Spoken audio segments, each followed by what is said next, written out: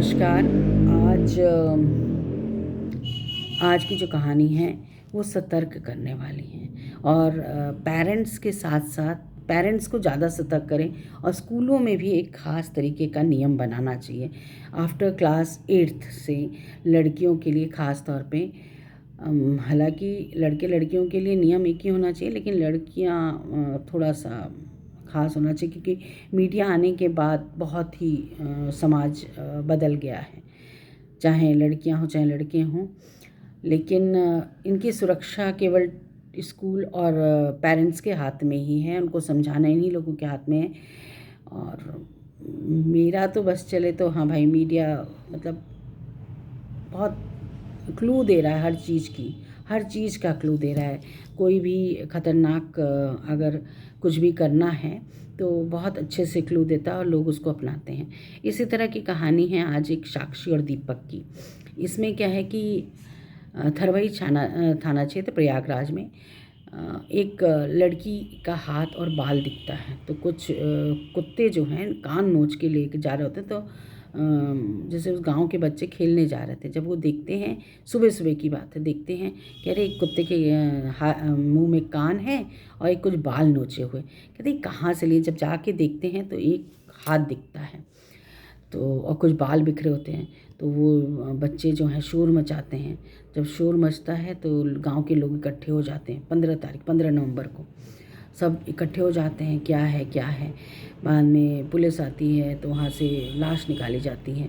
तो एक लड़की की लाश होती है और थरवई लखराता क्षेत्र का है ये किस्सा। तो जब आते हैं वहाँ के थाना प्रभारी संतोष कुमार पांडे आते हैं, फिर एसीपी चंद्रपाल सिंह आते हैं और वो लोग देखते हैं।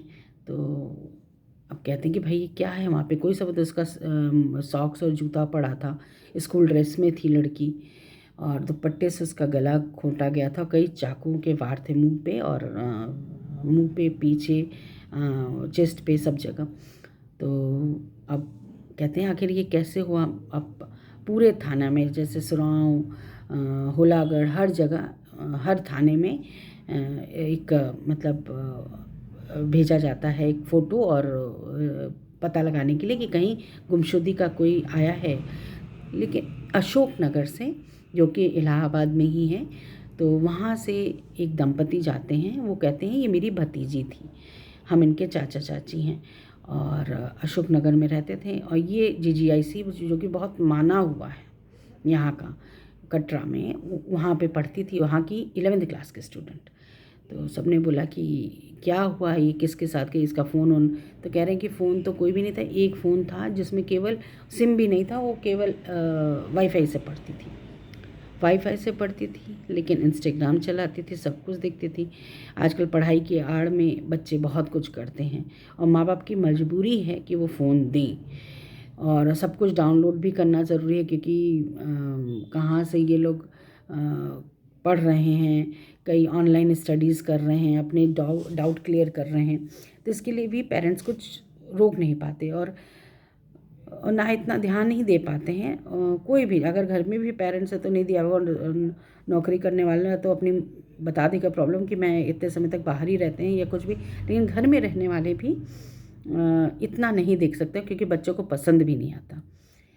फिर ऐसे ही इसके साथ हुआ तो बाद में पुलिस ने खंगाला तो कुछ मिल ही नहीं रहा है, कोई क्लू ही नहीं मिल रहा है।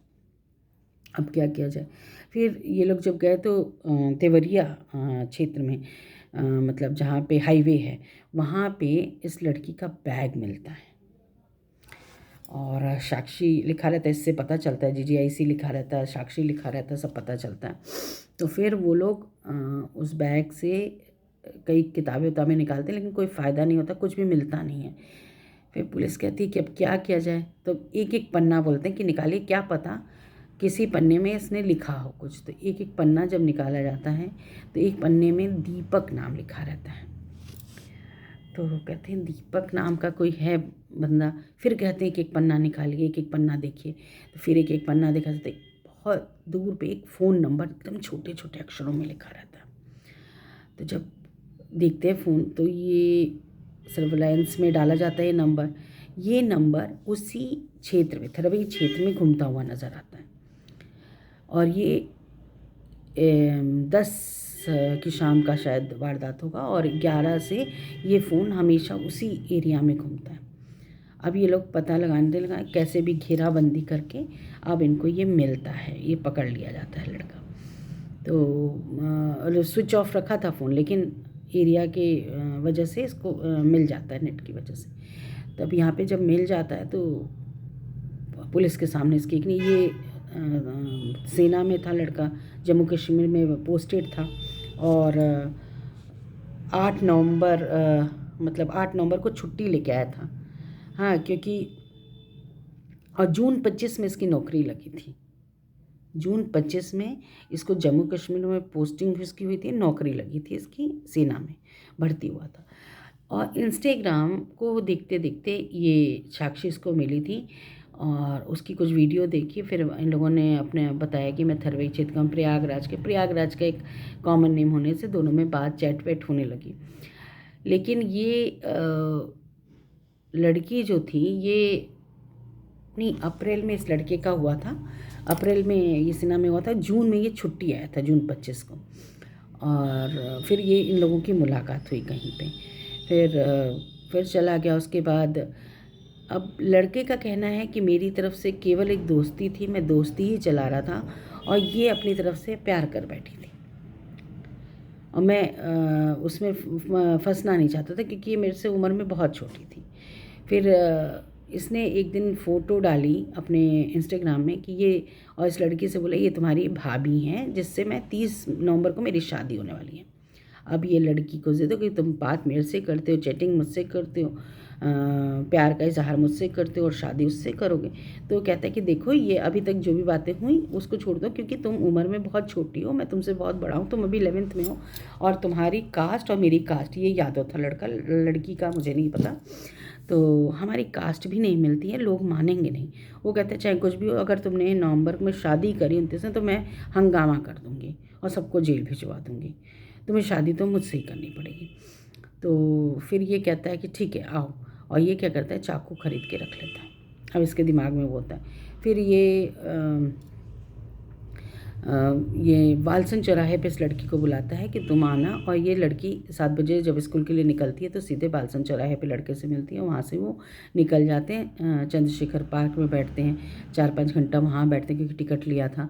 वहाँ पे बैठने के बाद बातचीत करते हैं। वहाँ पे भी ये समझाता है लड़का, अपनी तरफ से बता बहुत समझाता है कि मान जाओ, ऐसे मत करो, शादी उदी तुम किसी और मतलब कहीं और तुम्हारी शादी हो जाए, तुम भी सुखी रहो, हम भी कहें नहीं नहीं नहीं करके मैं करूँगी तो तुम ही से करूँगी। और सिंदूर की डिब्बियाँ भी लाई होती हैं। फिर ये लोग जाते हैं यहाँ पे भारद्वाज पार्क है यूनिवर्सिटी के पास, फिर वहाँ जाके बैठते हैं 3-4 घंटा। फिर अब शाम हो जाती है तो जब ये लड़की नहीं मानती, कहती नहीं मैं तुम्हारे साथ भागने के लिए आई हूँ और तुम मेरे से शादी कर लो और मैं तुम्हारे साथ चली जाऊँगी। लड़के को कुछ समझ नहीं आता, कहता अच्छा चलो आज मैं अपने माँ बाप से तुम्हें मिलाता हूँ, थरवई चलते हैं। क्योंकि थरवई में कुसुम पार इसका गांव का नाम था, तो कहते हैं वहीं पे चलते हैं। फिर ये ले गया, कहता वहाँ पे एक मंदिर है, वहीं पे शादी करेंगे। फिर ये दूर से दिखाता है कि देखो वो मंदिर है, तो कहता है अच्छा। फिर बातचीत होती है, फिर ये मानती नहीं। फिर वहीं पे ये लड़का क्या करता है कि इसका दुपट्टा लेता है, इसका गला घूंट देता है।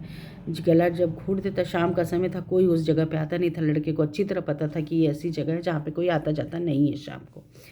बगीचा था वो, मतलब आम वगैरह का बगीचा, तो कहते हैं यहाँ तो कोई आता नहीं है। अब वो लड़की जब बेसुध हो जाती हैं तो नीचे गिरती हैं। इसको पता था मंदिर में फावड़ा होता है, जाके फावड़ा ले आया, खोदा और उसमें लड़की को डाल दिया। डालने के बाद इसका बैग एक्चुअली फिर ये जाते समय बैग दूर फेंका है कि कोई देखेगा नहीं, यहीं पे इसने क्लू छोड़ा। अगर बैग को भी कहीं फेंक दिया होता तो शायद ये क्लू मिलता ही नहीं और ये फाइल में बंद हो जाता कि तो। और उसके बाद इसने क्या किया, ये जानता था कि इंस्टाग्राम में जो हमारी चैटिंग बातें हो रही हैं उसको उसने डिलीट कर दिया था, किसी तरह से रिबूट सारा कुछ मार दिया था। फिर ये जो फिर ये गया और ये 10 तारीख को इसने ये शाम को किया, 11 को, 12 को, 13 को, 14 को वो रोज़ रोज़ घूम के जा रहा था वहाँ से कि कुछ मतलब आगे कोई पुलिस तो नहीं। लेकिन जब ये 14 को पहुँचा है, 14 को या 15 को पहुँचा है, तो देखा है कि वहाँ पे पुलिस वालों की भीड़ लगी है और लड़की को निकाला, ये सब कुछ देखा। और देखने के बाद वहाँ से निकल गया। अब क्या हुआ कि जब ये पकड़े गए तो इन्होंने कबूल किया ये कि हाँ मैंने किया, ये सारी कहानी इन्हीं के द्वारा कही गई है। अब क्या है, अब ये सेना से भी गए, निकाल दिए गए, इनकी बेइज्जती अलग हुई, शादी तो अब होगी ही नहीं, जेल में सड़ेंगे। मतलब कितना बड़ा, क्योंकि देखा जाए तो सेना में होना ही नहीं, उम्र छोटे बच्चे जैसे 20-25 साल के बच्चे जाते हैं जिनको वैसे कोई दिमाग नहीं होता। अगर वो चाहता तो अपने माँ बाप से कह सकता था, या इस लड़की के घर जाता, कहता ठीक है अपने चाचा चाची से मिलाओ, या बड़ों से बात करता, तो शायद ये इतनी बड़ी दुर्घटना होने से बच जाता। लड़की की जहाँ तक बात की जाए, ये इनके पिताजी बॉम्बे में गाड़ी वगैरह चलाते हैं, बस वगैरह ड्राइवर हैं या ट्रक के ड्राइवर हैं, और लड़कियां 3 बहनें हैं और 1 भाई है। तो इनकी जो चाची थी, ये अशोक नगर में चाचा चाची रहते थे, इनके कोई बच्चे नहीं थे, क्योंकि चाची बीमार ज़्यादा रहती थी तो इसको लेके आए थे शहर में पढ़ाने के लिए और घर के हाउस होल्ड मतलब चाची के साथ मिलके करने के लिए। मतलब एक पंथ 2 काम हो जाता, चाची का भी काम चल जाता और ये अच्छे स्कूल में डाला गया, सारी सुविधा दी गई, तब जाके ये रिज़ल्ट हुआ। मतलब माँ बाप ने जानबूझ के, चाचा चाची ने फ़ोन नहीं दिया, कि कॉलिंग वाला नहीं दिया कि अगर हम वो दे देंगे तो बिगड़ जाएंगी, इधर उधर कॉल करेंगे। लेकिन आजकल वाईफाई इंटरनेट ही तो सब कुछ ख़राब कर रहा है। तो मेरा जहाँ तक मानना है, मैं ये चाहती हूँ कि स्कूल में जैसे लड़कियां 8th के बाद मॉर्निंग में भी उनका अटेंडेंस होना चाहिए, कि आ गई हैं क्लास में फर्स्ट पीरियड से, और हर पीरियड में टीचरें लें उनका अटेंडेंस। उसके बाद ब्रेक के बाद मॉर्निंग में फ़ोन घर से कर दें, अगर लड़की आई नहीं है तो उसको भी फ़ोन करें कि भाई आपकी बेटी नहीं है यहाँ पे, और है तो भी तब फ़ोन करने की ज़रूरत ही नहीं है कि है। और जो मतलब आफ्टर ब्रेक भी अटेंडेंस लेनी चाहिए और उसको खबर करनी चाहिए पेरेंट्स को, क्योंकि बच्चे क्या आते हैं और बीच में कुछ बीमारी का बहाना करके एप्लीकेशन लिख के, आजकल बड़े ट्रिक्स भी हैं, मतलब ट्रिक भी बता रहा है ना, AI है, सबसे ट्रिक्स भी पूछ लेते हैं कि कोई ट्रिक बताइए कि किस तरह से बिना किसी को खबर हुए हम निकल जाएं। तो ये सारी चीज़ें भी आजकल बच्चों को आ गई है, क्योंकि मेरे घर के बगल में खुद ही एक स्कूल है, बहुत अच्छा स्कूल है। मेरी गली में ऐसे ही कुछ बाहरी लड़के आके रुकेंगे, लड़कियां स्कूल से आएंगी। मतलब एक लड़की को तो हद होगी, मैंने सुना कि उसने पूछा कि देर क्यों हुई, कह रहा अरे पापा आए थे छोड़ने। मतलब पापा छोड़ के गए कि हम बेटी को स्कूल छोड़ के जा रहे हैं, बेटी दूसरी गेट से घूम के इधर आ गई बच्चे के साथ। आज कल कोई अनहोनी हो जाएगी तो क्या होगा, उस लड़की को नहीं पता। ये लोग कितना फ्री हो जाते हैं लड़के की, बस मतलब हमें अपनी लाइफ जीनी है, और यही लाइफ जीने के चक्कर में साक्षी ने अपनी ज़िंदगी से हाथ धो बैठा। और बेइज्जती जो हुई, परिवार की भी बेइज्जती हुई, उसमें बहुत मतलब इज़्ज़त की बात नहीं, बेइज्जती हुई और अच्छी तरह हुई। तो अपना इज़्ज़त को देखते हुए आजकल के बच्चे सतर्क हो जाएं, उसका क्या रिज़ल्ट होगा, रिज़ल्टेंट क्या होगा आखिर बात, ये भी समझ सोच के पैर हाथ बढ़ाए आगे। पहले ये घटनाएं इतनी नहीं घटती थी। लोग बोलते हैं कि मीडिया नहीं था इसलिए लोगों को पता नहीं, ऐसा कुछ भी नहीं है। हाँ, ऐसा कुछ भी नहीं, क्योंकि घटनाएं घटती नहीं थी, कोई आपस में बातचीत करने का वो नहीं था, और बच्चे घर में रहते थे, माँ बाप ही सब कुछ होते थे, उनकी बातें सुनते थे। अब बच्चे मीडिया की वजह से बहुत कानून जान गए और माँ बाप को भी चुप करवा देते हैं कानून की वो हवाला देके। तो धन्यवाद। मुझे लगता है आपको ये सही लगेगा। मेरे को जितना मैंने पेपर में पढ़ा वो आपको बताया, क्योंकि एक मुझे खबर कुछ लगी कि नहीं, हमारे समाज में जाना चाहिए, उससे हमारे समाज को कुछ सीखना चाहिए, अवेयरनेस आनी चाहिए कि कुछ सतर्कता बरतनी ही चाहिए, समाज को, स्कूल को, सबको, क्योंकि हम मिलके ही एक सुरक्षित जगह को बना सकते हैं और ये हमारे हाथ में है। धन्यवाद।